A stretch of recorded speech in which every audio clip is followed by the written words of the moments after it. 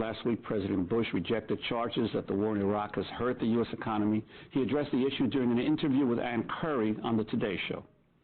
Some Americans believe that they feel they're carrying the burden because of this economy. The economy they say is suffering because of this. I don't agree with that. You don't agree with that? It has nothing to do with the economy, the war? I don't think so. I think actually the spending on the war might help with jobs. Yeah, because we're buying equipment and people are working. I think this economy is down because we built too many houses. While President Bush claimed the war has nothing to do with the economy, one of the country's leading economists has just published a book that puts an estimated price tag on the war in Iraq.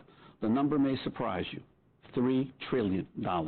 That's the estimate calculated by the Nobel Prize-winning economist Joseph Stiglitz and his co-author Linda Bilmes.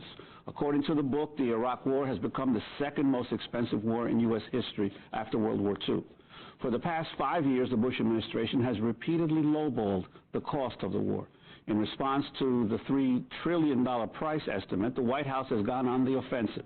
White House spokesperson Tony Fratto told reporters, quote, "People like Joe Stiglitz lack the courage to consider the cost of doing nothing and the cost of failure. One can't even begin to put a price tag on the cost to this nation of the attacks of 9/11. Joseph Stiglitz and Linda Bilmes join us now in our Firehouse studio to discuss their new book. It's titled The $3 Trillion War, The True Cost of the Iraq Conflict. Joseph Stiglitz was the winner of the 2001 Nobel Prize in Economics, professor at Columbia University, and the former chief economist at the World Bank. Linda Bilmes is a professor of public finance at Harvard's Kennedy School of Government. She served in the Department of Commerce in the Clinton administration. We welcome you both to Democracy Now! Joseph Stiglitz, how did you come up with that price tag, $3 trillion? Well, the way you approach this problem is basically adding.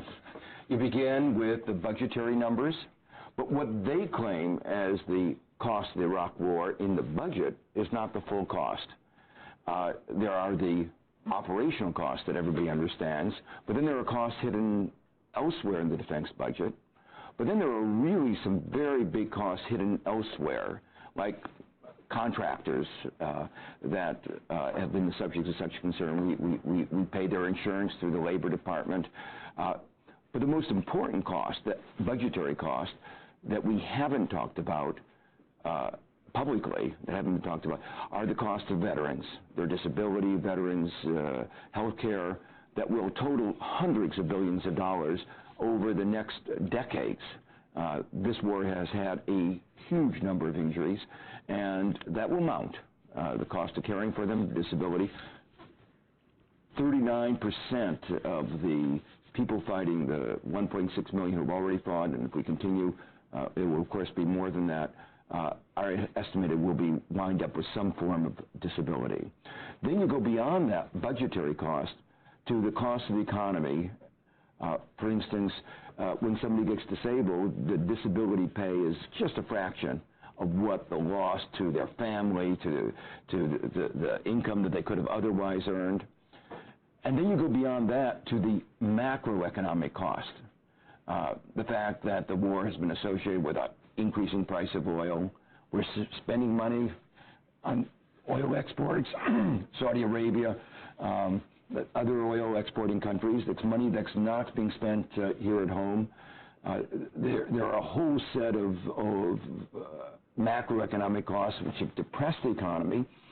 What's happened is, to offset those costs, the Federal Reserve has flooded the economy with liquidity, looked the other way when you needed tighter regulation, and that's what led to the housing bubble, the consumption boom, and we were living off of borrowed money.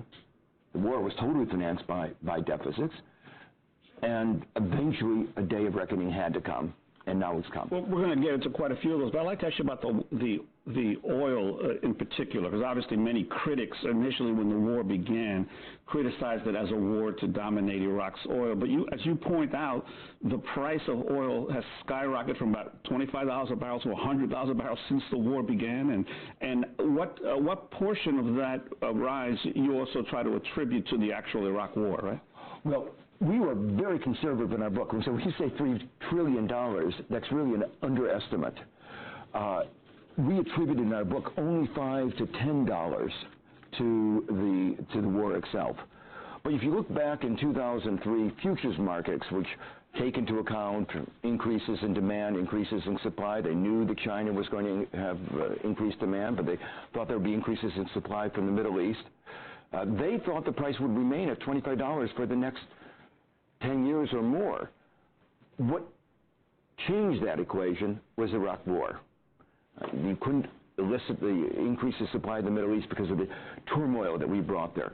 So we think actually the true number is not the $5 or $10 that we use, because we didn't want to get in a quibble, but really a much larger fraction of the difference between 25 that it was at the time of 2003 and the $100 we face today.